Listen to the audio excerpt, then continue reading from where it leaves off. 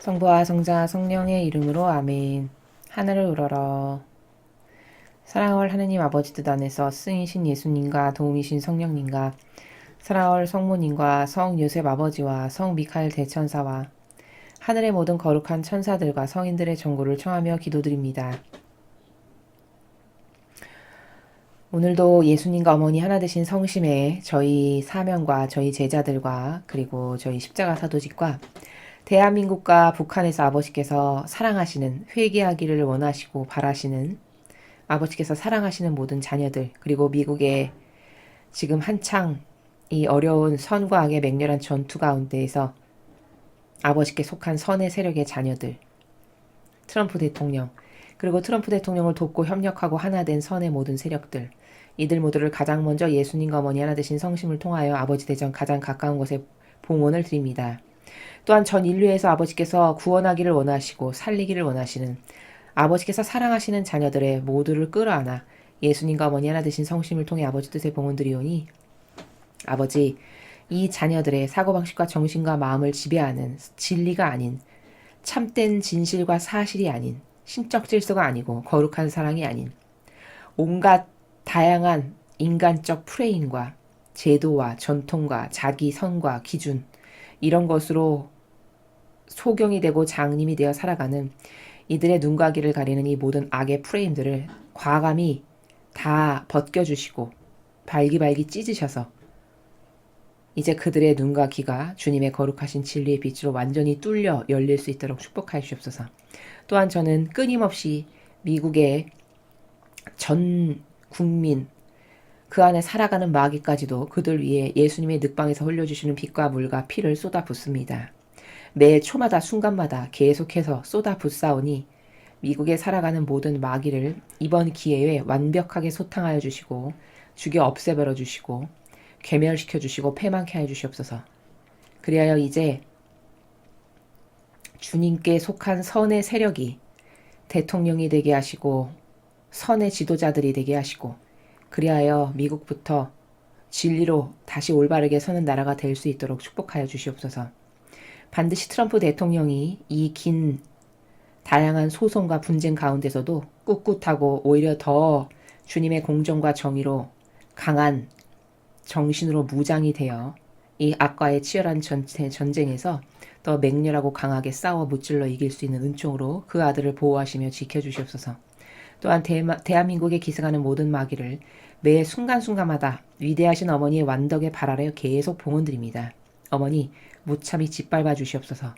완전히 괴멸케 하시고 패망케 하시며 그 마귀의 3대 4대 후손에 이르기까지 완전히 이 대한민국에서 발조차 붙이지 못하고 살도록 풍비박산을 내시고 멸망케 하시어 이제 이 대한민국에는 아버지께 속한 선의 세력의 자녀들만이 살아가는 나라가 될 수 있도록 축복하여 주시옵기를 예수님과 어머니께 간곡한 갈망으로 청원드립니다. 이 모든 기도 우리 주 그리스도를 통하여 비나이다. 아멘. 성부와 성자와 성령의 이름으로 아멘. 안녕하십니까. 하나님의 뜻 선교의 윤피아 수녀입니다. 오늘도 성경 말씀을 통해서 하느님 아버지께서 우리에게 가르쳐 주시는 이 진리의 위대한 나라 여러분과 함께 학습해 보도록 하겠습니다. 2020년 11월 6일 연중제 31주간 금요일입니다. 제일독서 사도 바오로의 필리피서 3장 17절에서 4장 1절까지의 그 서간입니다. 형제 여러분, 다 함께 나를 본받는 사람이 되십시오. 여러분이 우리를 본보기로 삼는 것처럼 그렇게 살아가는 다른 이들도 눈여겨보십시오. 내가 이미 여러분에게 자주 말하였고 지금도 눈물을 흘리며 말하는데 많은 사람이 그리스도의 십자가의 원수로 살아가고 있습니다. 그들의 끝은 멸망입니다. 그들은 자기네 배를 하느님으로 자기네 수치를 영광으로 삼으며 이 세상 것만 생각합니다. 그러나 우리는 하늘의 시민입니다. 그리고 그곳에서 구세주로 오실 주 예수 그리스도를 고대합니다. 그리스도께서는 만물을 주님께 복종시키실 수도 있는 그 권능으로 우리의 비천한 몸을 주님의 영광스러운 몸과 같은 모습으로 변화시켜 주실 것입니다. 그러므로 내가 사랑하고 그리워하는 형제 여러분, 나의 기쁨이며 화관인 여러분, 이렇게 주님 안에 굳건히 서 있으십시오. 사랑하는 여러분, 주님의 말씀입니다. 하느님 감사합니다. 제가 어제 바오로 사도의 서간을 여러분에게 말씀드리면서 주의해서 잘 여러분께서 분별해서 들으셔야 한다라는 것을 말씀드렸습니다. 그 이유는 바오로 사도가 전하는 다양한 많은 서간들은 자신의 영적 체험이라든가 자신이 하느님을 만나서 달라진 어떤 영적인 그 변화를 성도들에게 전함으로써 그들을 감화시키고 그들의 마음과 정신을 좀 새롭게 하고 그래서 신앙이라는 것이 도대체 무엇인가에 대해서 일깨우기 위한 순전히 자신의 입장에서의 입각한 체험과 자전적 기술이라는 것을 여러분에게 말씀드렸습니다. 그러니까 엄밀히 말하면 주님의 말씀이 아니다. 주님의 말씀이라는 것은 살아계신 하느님께서 예수님과 어머니께서 한 영혼을 완전히 차지하고 지배하셔서 그 영혼 안에서 인간으로서는 도저히 할 수 없는 말을 예수님과 어머니의 영께서 이 영혼을 도구로서 순전히 육의 도구로서만 사용하시고 이 영혼 안에서 신적인 것을 아버지의 뜻 진리를 단순히 이 사람은 말하는 매개체로서만 사용하시고 그 내용 모든 것은 다 아버지의 뜻 나라에서 펼쳐주시는 신적 질서와 진리만을 말할 때 그런 충직한 도구가 될 때 우리는 그걸 주님의 말씀이다라고 할 수 있다라고 여러분에게 말씀드렸습니다. 그러므로 사도 바울의 많은 다양한 서가는 그 시대의 신자들을 격려하고 독려하기 위해서 보냈던 편지들의 모음이죠. 그러니까 냉정히 말하면 그것은 주님의 말씀이 아니라 바오로 사도의 서간이다라고 이야기하는 것이 맞다라고 어제인가 그제 제가 여러분에게 말씀을 드렸습니다. 제가 드리는 이 말씀을 여러분이 잘 이해하셔야 됩니다. 바오로 사도가 틀렸다 그런 말이 아닙니다. 그는 훌륭했고 정말 달릴 길을 다 달렸고 한평생 열과 성을 다해서 하느님을 섬기고 옳은 것을 따르려고 노력했던 사람이었죠. 훌륭한 주님의 제자였습니다.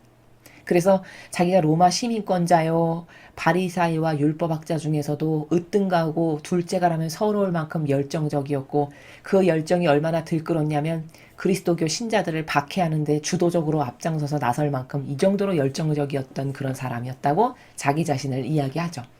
그렇게 훌륭한 사람이었다는 거죠. 그의 근성과 속성이. 그러나 그렇게 근성과 속성이 훌륭한 것과 아버지의 뜻을 행한 열매의 관점으로 봤을 때 이것을 동일시해서는 안 된다는 겁니다. 우리가 보통 착각하기 쉬운 것이 교황이 말했다. 그럼 하느님의 말씀처럼 받아듣는 것은 왜 그럴까? 그것은 동일시해서 그런 겁니다. 그 직분이 이코르 그 사람이 아닌데 하느님이 주신 그 직분을 이꼬르 그 사람인 것처럼 마치 신격화해서 교황이 말했다 하면 마치 신이 말씀하신 것처럼 하느님께서 말씀하신 것처럼 받아듣는 것은 이것은 분별이 없는 사람의 사고방식이고 지력이 떨어지는 사람의 사고방식이다 라는 것을 여러분이 반드시 이해를 하셔야 수많은 다양한 케이스에서 여러분이 속지 않고 올바르게 분별하실 수 있는 기준이 된다라는 겁니다. 바오로 사도가 말하는 것은 다 맞는 말이고 훌륭한 신앙 체험이었고 자신도 한평생 하느님 뜻 안에서 예수님과 어머니를 닮은 사도로서 살려고 노력했던 그런 사람이었습니다. 문제는 뭐냐면 그 바오로 사도의 모범이 전형이 돼서는 안 된다는 겁니다. 즉 모범의 전형이 바오로 사도가 아니라는 거예요. 모범의 전형은 오로지 예수님과 성모님 뿐이시라는 거. 우리가 따라야 될 모범의 전형이라면 그것은 오로지 하느님 아버지와 예수님과 어머니밖에는 안 계시다라는 것에 대한 이런 명확한 인식론의 체계가 구축되어 있어야만이 어떤 다양한 마귀가 나에게 이상한 논리 체계로 공격할 때 우리가 속지 않을 수 있다라는 것을 여러분에게 강조해서 말씀드리는 바입니다. 여기 보면 바오로 사도가 이런 이야기를 합니다. 18절에 눈물을 흘리면서 말하는데 그러니까 간곡히 부탁한다는 거죠.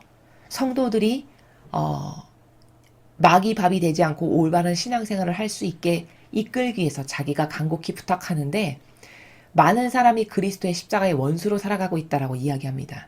자, 저게 무슨 말일까? 십자가라는 것은 구원의 상징입니다.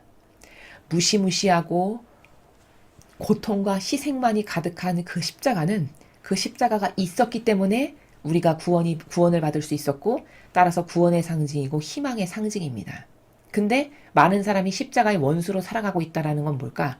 벌써 저 시대의 바리사이법 학자들이 살아가는 나라를 보니 그들은 예수님과 같은 십자가를 지는 삶을 살지 않고 오히려 십자가의 원수로 살아갔죠. 고통받고 희생하고 낮아지는 것에는, 예수님과 같은 정신과 가르침과 모범과 카리스마로 사는 것에는 관심이 없는, 오로지 높아지고 그럴듯하고 있어 보이고 온갖 모든 영예와 영광은 다 자기 것으로 누리는 이 삶에만 관심이 있는, 이렇게 변질된 세력이 마치 하느님의 훌륭한 일꾼인 것처럼 떵떵거리며 살고 존경과 온갖 것을 떠받드는 이런 것을 보면서 바오로 사도가 많은 사람이 콕 집어 지칭하진 않았지만 율법학자 바리사의 지도자들이죠. 그들이 그리스도 십자가의 원수로 살아가고 있다는 겁니다. 그렇죠.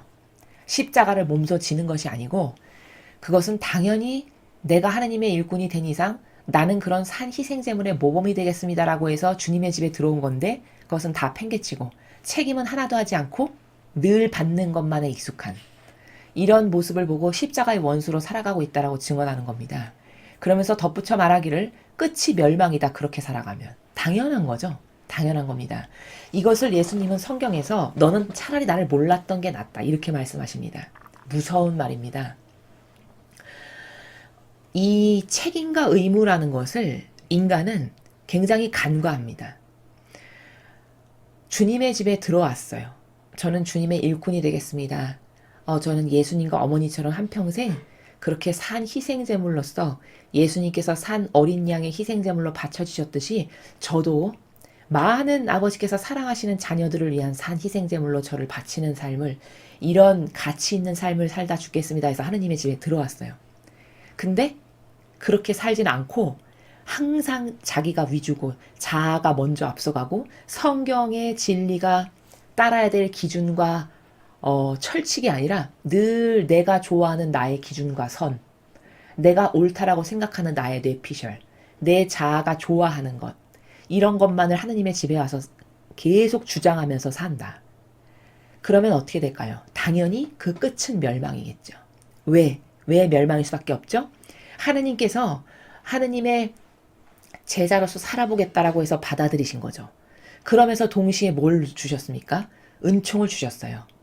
어떤 은총을 주셨죠? 많은 사람으로부터 존경받고 하느님의 일을 하는 사람이다라고 해서 존중받을 수 있는 은총을 주셨죠. 또 거저 먹여주시고 입혀주시죠. 그리고 주님의 이 집에서 하느님의 진리를 깨닫고 발견할 수 있는 이런 은총도 주시죠. 그럼 이런 수많은 은총을 받았는데 자신의 직무를 똑바로 했냐? 자아만 따르고 하느님의 뜻 안에서 예수님과 어머니와 같은 희생과 고통을 사랑하는 정신으로 살지 않았으면 한 게 아무것도 없는 겁니다. 맺은 열매는 하나도 없는 거죠. 받아먹는 거는 그토록 좋아하고. 그러니 당연히 멸망일 수밖에요. 차라리 주님의 집에 들어와서 살지 않았으면 오히려 남에게 영향력이나 끼치지 않고 자기만 지옥 가면 될 것을 수도자로 살고 사제로 살고 주교로 살고 추기경으로 살고 교황으로 살면 어떻게 될까요? 남에게 막강한 영향력을 끼치는 직분을 하느님으로부터 부여받게 되죠. 그러면 하는 것은 없고 매일 와서 거저 먹고 거저 살고 고통이나 희생은 전혀 사랑하지 않고 아버지의 뜻 전하는 거 아무것도 없고, 이러면 행해야 될 의무는 하나도 하는 게 없는 겁니다. 그리고서는 모든 것은 거저 받아 누리는 이런 삶을 산다. 그럼 3년 된 무화과 나무를 예수님이 어떻게 하셨죠? 1년, 2년 기다려보고 3년까지 기다려줬는데 오래 걸음을 줬는데도 열매를 안 맺어. 그럼 잘라버려라 하셨습니다. 이게 예수님의 냉정한 경계거든요. 열매 맺지 않는 것은 잘라버리신다고 하셨어요. 뭘까요? 열매 맺지 않는 한평생에 그렇게 주님의 집에 와서 거저 얻어먹는 삶만 살다 죽는다. 그럼 끝은 당연히 멸망인 것이죠. 오히려 한평생 진리 잘 모르고 남으로부터 영향력을 끼치지 않고 그냥 착하고 선한 마음으로 주변의 어려운 이웃을 돌보고 산 선량한 한 시민이 오히려 천상나라에 가기에 더 유리한 거라는 겁니다. 그래서 예수님은 그런 세력들에게 넌 차라리 날 몰랐던 게 낫다라고 말씀하시는 겁니다. 이게 바로 19절에 바로 사도가 이야기하는 그렇게 살면 끝은 멸망이다라는 겁니다. 그러면서 자기네 배를 하느님으로 자기네 수치를 영광으로 삼으며 이 세상 것만 생각합니다. 저거 다 누구를 두고 하는 말일까요? 바리새인 율법학자 세력을 두고 하는 말입니다. 교회의 주도적인 세력들, 많은 힘과 권한을 가지고 있는 세력들을 두고 바로 사도가 에둘러서 이야기하는 거죠. 그래서 우리는 많은 권한을 갖는 것은 참 좋아합니다. 무엇을 받는 것에는 다들 좋아하고 혈안이 돼요. 그치만 정작 내가 나에게 주어진 의무와 직무를 똑바로 수행하고 있는 거에 대한 정직성은 점점 떨어지는 시대에 살고 있어요. 과거 별로 배운 것 없고 학교 교육도 많이 받지 못하셨지만 우리의 부모님이나 할아버지 할머니들의 세대는 정직하고 올곧은 양심이 있었다는 거죠. 그러니까 그렇게 살아가는 분들이 곧 진리를 모르지만 진리의 사고방식으로 사셨어요. 양심이 바르니까 내가 먼저 해야 될 도리가 있고 내가 마땅히 한 나라의 국민으로서, 가장으로서, 부모로서 각자의 위치에서 당연히 이것은 해야 되고 이런 희생과 고통은 사랑해야 되는 이런 정직한 양심이 있었단 말이죠. 지금 시대에 그런 정직한 양심이 앞서갑니까? 아니면 자기의 권리를 주장하는 것이 앞서갑니까? 항상 자기의 권리를 주장하죠. 그리고 남 탓, 환경 탓, 무슨 탓, 무슨 탓. 이러니까 저주받을 또 싼 세대라는 거예요. 이 마지막 시대가. 정직해야 된다는 것은 뭐냐? 빵 하나 훔쳐먹지 않는 것만이 정직이 아니라 자기 자신의 양심에 비추어 봤을 때 내가 과연 하느님 앞에 부끄럽지 않을 수 있는 마땅히 내가 아버지의 자녀로서 또 내가 지금 처해 있는 내 위치로서 내가 환경적인 내 사회적인 어떤 위치에서 반드시 해야 될 직무를 먼저 똑바로 수행하고 있는가를 살펴봐야 된다는 겁니다. 그렇지 않고 뭘 주장한다는 것은 이건 도둑이요 강도의 심보죠. 이런 것에 상당히 반감을 일반 사람들도 많이 갖게 되죠. 무엇을 주장하는 것, 자기가 해야 될 일은 똑바로 하지 않으면서 항상 무엇을 주장하는 것만 익숙한 이 젊은 세대의 사고방식은 참으로 불쌍하고 가련한 사고방식이다. 이런 사고방식을 하는 사람에게 축복이 있을 리가 없다라는 거죠. 왜? 하느님은 공정하신 분이시거든요. 그릇이 되는 것에 은총을 부으십니다. 쏟아 부어도 합당하다라고 여기시는 것에 아버지는 은총을 부으세요. 세상은 자격 없어도 상속을 하죠. 아무리 팔불출이고 못나고 부모가 준 재산을 올곧게 쓰거나 올바르게 지킬 능력이 없어도 그래도 세상은 부모 자식 간에 상속을 하지만 천상의 나라는 절대 그런 게 없다는 겁니다. 공정과 정의 자체이기 때문이에요. 너무나도 투명하고 명명백백한 나라이기 때문에 무엇이 거저 주어지거나 아무것도 한 일 없이 뭘 요구한다고 해서 하느님께서 그걸 주시거나 이런 나라가 절대 아니라는 겁니다. 그래서 우리는 바오로 사도의 이 서간을 통해서 어떤 정신으로 살아가는 것이 과연 내가 복받을 정신인가? 내가 하느님으로부터 은총을 받고 싶다면 나는 뭘 고쳐야 될까? 나의 사고방식은 지금부터 당장 뭐부터 뜯어 고쳐야 될까? 정직한 양심부터 세워야 되겠구나. 내가 해야 될 직무와 의무를 똑바로 하고 있는가? 그것부터 성찰하고 그리고 무엇을 탓하거나 할 것이지 아무것도 하는 일 없이 매일 놀고 먹는 그런 환경 가운데서 살면서 무엇을 내 나라 불평불만과 환경탓 무슨 탓을 하는 이 마지막 시대의 젊은 사람들의 사고방식은 정말 저주받기 딱 좋은 사고방식이다. 그 사고방식과 정신을 고쳐먹지 않고서는 하느님으로부터 어떠한 축복도 받기에 절대로 합당하지 않다. 이것을 이 시대의 많은 사람들이 깨달아야 할 것입니다. 자, 이어서 오늘 주신 복음 말씀 함께 보시겠습니다. 루카복음 16장 1절에서 8절까지의 말씀입니다. 주님 영광 받으소서. 그때 예수님께서 제자들에게 말씀하셨다. 어떤 부자가 집사를 두었는데 이 집사가 자기의 재산을 낭비한다는 말을 듣고 그를 불러 말하였다. 자네 소문이 들리는데 무슨 소린가? 집사 일을 청산하게. 자네는 더 이상 집사 노릇을 할 수 없네. 그러자 집사는 속으로 말하였다. 주인에게서 집사 자리를 빼앗으려고 하니 어떻게 하지? 땅을 파자니 힘에 부치고 빌어먹자니 창피한 노릇이다. 옳지. 이렇게 하자. 내가 집사 자리에서 밀려나면 사람들이 나를 저희 집으로 맞아들이게 해야지. 그래서 그는 주인에게 빚진 사람들을 하나씩 불러 첫 사람에게 물었다. 내 주인에게 얼마를 빚졌소? 그가 기름 100항아리요 하자 집사가 그에게 당신의 빚문서를 받으시오. 그리고 얼른 앉아 쉰이라고 적으시오. 하고 말하였다. 이어서 다른 사람에게 당신 얼마를 빚졌소? 하고 물었다. 그가 밀 100섬이요. 하자 집사가 그에게 당신의 빚문서를 받아 여든이라고 적으시오. 하고 말하였다. 주인은 그 불의한 집사를 칭찬하였다. 그가 영리하게 대처하였기 때문이다. 사실 이 세상의 자녀들이 저희끼리 거래하는 데에는 빛의 자녀들보다 영리하다. 주님의 말씀입니다. 그리스도님 찬미합니다. 자, 여러분 오늘 들으시는 이 복음 말씀을 평소에 이게 도대체 무슨 말씀일까 궁금해 하셨을 겁니다. 이 복음을 잘못 이해하면 인간적인 방법으로 이해하면 이렇게 이해할 수 있습니다. 예수님은 거짓말을 하라고 가르치시나 봐. 혹은 예수님은 목적을 위해서는 저렇게 무엇이든지 막 주인을 속이고 거짓으로 뭘 하라고 저게 맞다라고 가르치시는 건가? 온갖 혼란과 혼돈이 난무하겠죠. 근데 오늘 주신 이 복음의 말씀의 핵심은 예수님이 너도 이렇게 이 집사처럼 이게 지금 제자들에게 하시는 말씀이거든요. 그럼 이거는 뭐냐면 하느님의 일꾼이 아버지의 뜻, 그 아버지의 일을 할 때 이렇게 해야 한다라고 지금 제자들에게 가르치시는 거예요. 그럼 도대체 제자들에게 뭘 가르치고 싶으셨는가? 제자들에게 너도 이렇게 이 집사처럼 남 속여서 주인 재산 몰래 빼돌리고 거짓말해서 이렇게 잘 먹고 잘 살아라. 설마 이걸 가르치시진 않았겠죠. 그럼 여기서 우리가 봐야 될 건 뭐냐면 어떤 관점을 예수님은 제자들에게 지금 심어주고자 하시냐면 8절에 나와 있습니다. 주인이 이 불의한 집사를 칭찬했다는 거예요. 왜 칭찬했냐? 그가 영리하게 대처하였기 때문이다라는 거예요. 사실 이 세상의 자녀들이 저희끼리 거래하는 데는 빛의 자녀들보다 영리하다. 이 8절에 모든 답이 들어있습니다. 무슨 말이냐면 이런 거예요.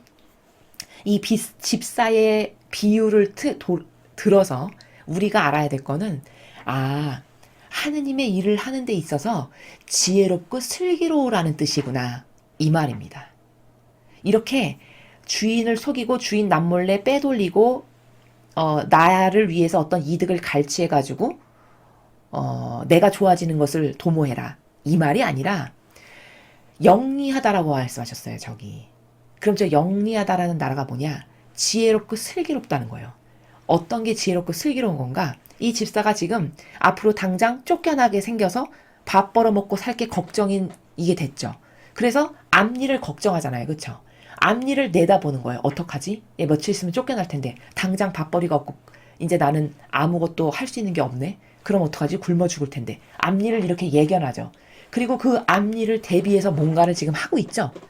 바로 세상에 불의한 집사가 저렇게 자기의 앞일을 내다보고 먼 미래에 있을 일을 걱정해서 뭔가를 준비하고 대비하듯이 하느님의 뜻을 행하는 하느님의 일꾼들도 이렇게 앞날을 좀 내다보고 시대의 앞을 내다보고 앞으로 있을 것을 예지와 지혜와 슬기로서 미리미리 대비하고 대처할 수 있는 이런 정신이 갖춰져야 된다. 하느님의 일을 하는 데 있어서는 그게 중요하다라는 것을 가르쳐 주시는 겁니다. 여러분 잘 보십시오. 정말 맞는 말씀이신 게 이게 어디서도 우리가 확인할 수 있냐면 이 나라의 빨갱이 세력을 보세요. 빨갱이 세력들은 이 집사와 같은 처세의 달인들입니다. 자기를 위해서 저렇게 착착착착 앞일을 대비해서 뭔가를 도모하고 미리미리 다 빼돌리고 엄청난 이런 것의 달인들이죠. 이게 뭘까? 이렇게 불의한 세력은 자기의 이익을 위해서 앞으로 닥칠 먼 미래에 있을 것을 다 빨리빨리 예측하고 그것에 다 탁탁탁탁 대비를 한다라는 거예요. 근데 우파의 국민들을 혹은 우파의 일을 한다는 사람들을 잘 보세요. 그런 게 있나요? 굉장히 민첩성이 떨어지고 아둔하고 근시안적이죠.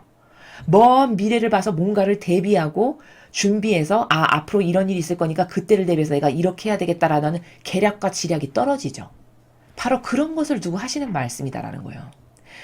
여러분 하느님의 일을 하는 데 있어서 지혜와 슬기가 얼마나 중요하냐면 구약에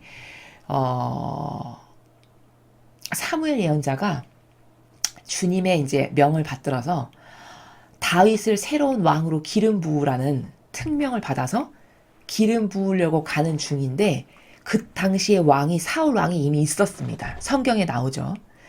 그러니까 사울 왕이 이미 통치를 하던 시대인데 미리 다윗 어린 소년 16살 소년에게 기름을 부으러 가는 사명을 받았어요. 사무엘 예언자가.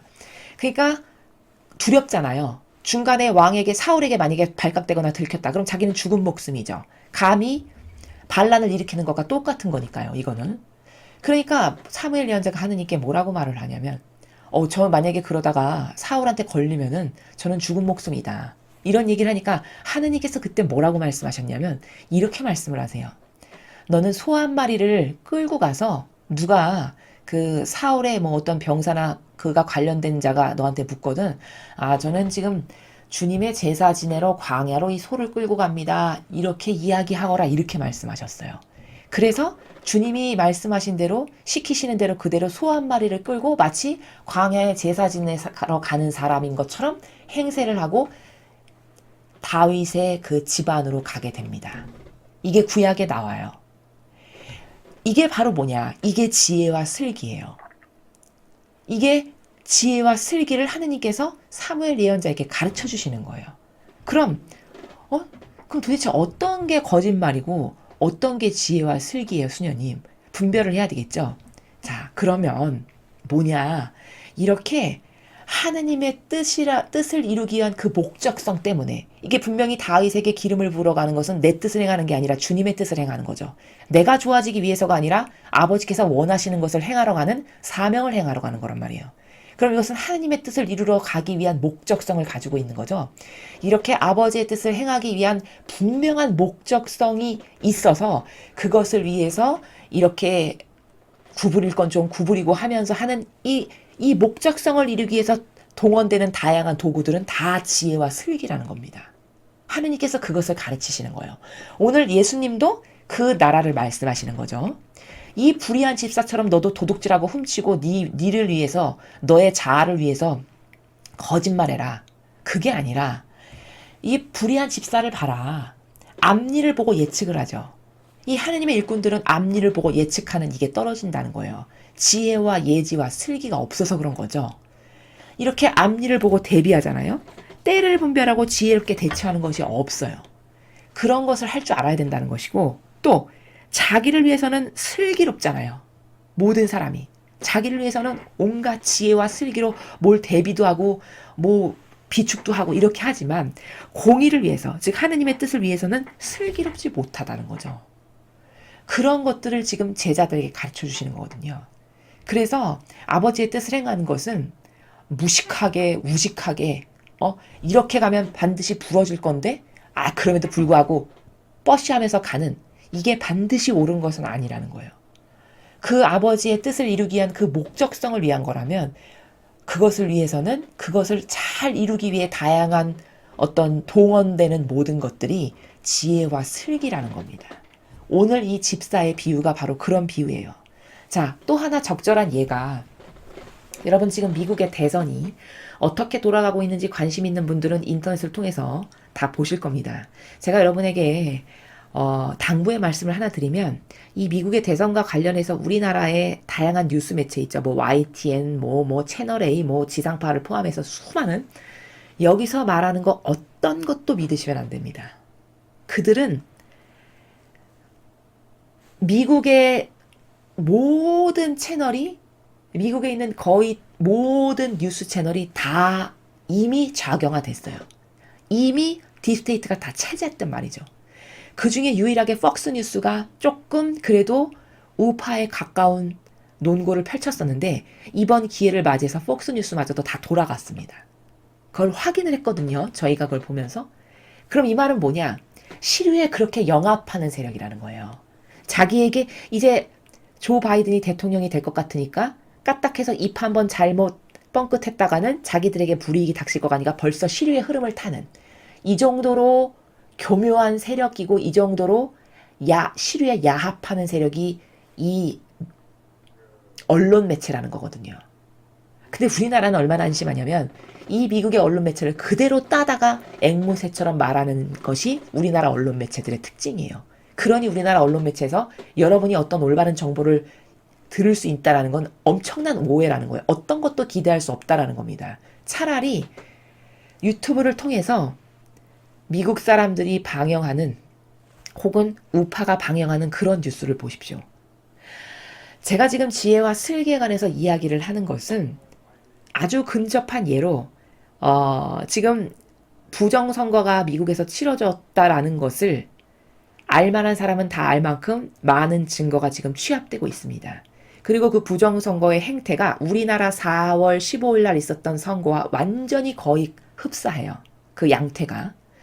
자, 그런데 이번에 이 부정선거가 있을 거라는 걸 트럼프 대통령이 알았을까요? 몰랐을까요? 알았을 거라는 거예요.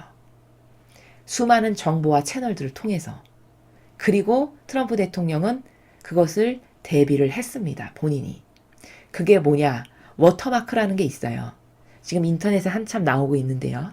미국의 투표용지에 워터마크라는 것, 어떤 식별할 수 있는 특별한 문양이랄까요? 그런 게 찍혀 있다라고 합니다. 그리고 미국의 사람들이 지금 그것을 동영상으로 찍어서 올리는 채널이 속속 드러나고 있어요. 유튜브에.